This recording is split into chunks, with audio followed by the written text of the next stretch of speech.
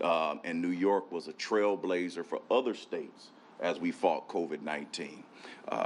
I'm reminded today of what Paul says to his son in ministry, Timotheus. He says, I fought a good fight, I finished the race, and I've kept the faith. We indeed, Governor Cuomo, you have led us to the end of this race, and we now have 3 vaccines. There's still a lot of fight ahead. However, we need to get this vaccine into the arms as many people as possible.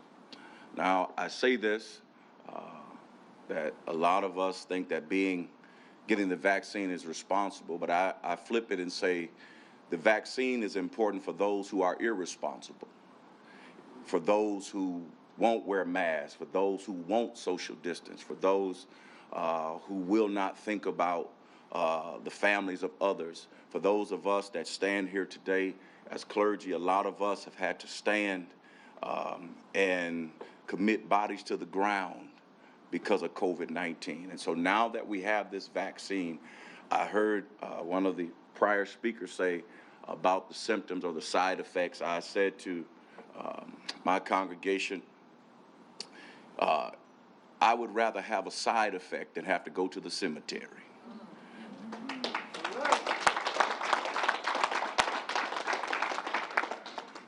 Today's announcement helps us do just that. More vaccines are on the way, and again, we want to thank the governor and his team for continuing to work with the houses of worship to deliver the vaccine directly to the communities that need it. Our efforts have been made better with the approval of the Johnson & Johnson vaccine, and it actually works a lot better for some people because it's one shot. And for those who are homeless and those who may not have the transportation to get both shots, this Johnson & Johnson shot will help us get those people who are in the underserved and underprivileged communities vaccinated. So now we can open this up to more New Yorkers, which will allow us to end this suffering for over the last year. I shared with the young ladies who stood with us that for the first time in my life, I've never been able to go to church on Easter Sunday, or my members were not able to come, or they were not able to attend on Mother's Day.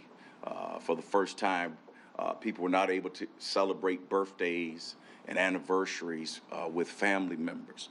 And so we understand in the African American community that there's a lot of mistrust. And part of that is, Mr. Governor, is because a lot of us in the African American community has Southern roots.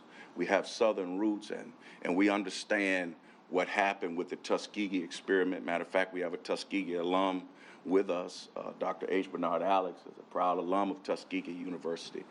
But we say that we trust Dr. Fauci, and we trust Dr. Zucker, and locally we trust Dr. Gupta. I even trust Dr. Gupta on CNN because it's important to us that we get back to our way of life. And the only way to get back to this way of life is that we must encourage the vaccine. And my prayer is that if you're not going to take the vaccine, please don't talk other people against it. Is that you make it, let it be a personal decision. Again, we say thank you, Governor Cuomo and your team, for leading us through a dark and dismal period. But we thank you that you stood tall, you stood strong, and we want you to know that we appreciate your leadership and loyalty to the state of New York. Now, I wouldn't be a preacher unless I left here with something, and I want you to be encouraged by this, Mr. Governor. The Bible declares, now unto him who is able to do exceedingly and abundantly above all we can ask or think.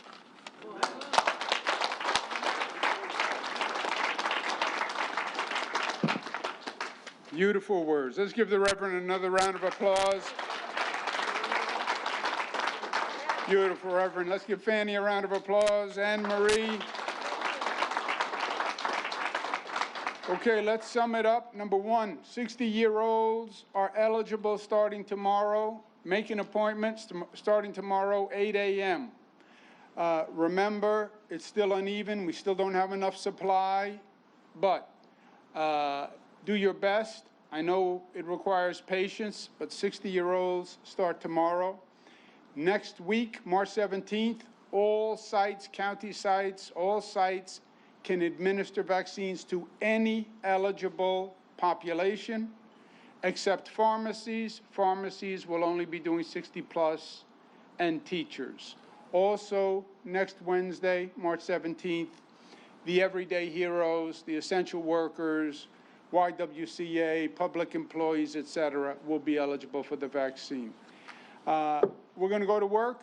I'm going back. I'm getting on the phone, talking to the White House. You know what I'm going to ask the White House for? 2 words: more vaccine. Let's go to work. Thank you very much.